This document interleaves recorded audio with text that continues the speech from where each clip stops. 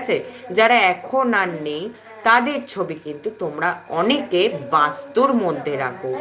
দেখো, এবার একটা কথা বলি তোমাদেরকে, ভগবানের ছবি যারা রাখো, তোমরা জানো ভগবানের ছবি রাখলে কিন্তু আমাদের ঘরে পজিটিভিটি ভাইব আসে। ঠিক আছে, পজিটিভিটি ভাইবস অথবা শক্তি, শুভ শক্তি আসে। উল্টো দিকে ঘরের মধ্যে যদি মৃত মানুষের ছবি থাকে বা তোমাদের মনে করো পিতৃদের ছবি থাকে, তো সেখান থেকে কিন্তু নেগেটিভিটি ভাইবস আসে। কারণ সে আর নেই, সে যখন ছিল তখন আলাদা ব্যাপার, সে এখন আর নেই, তাই না? তার জন্য কিন্তু বাড়িতে বিভিন্ন বাস্তুদোষ, বিভিন্ন রোগ জ্বালা যন্ত্রণা অথবা বিভিন্ন ক্ষতি হতেই থাকে বাড়িতে।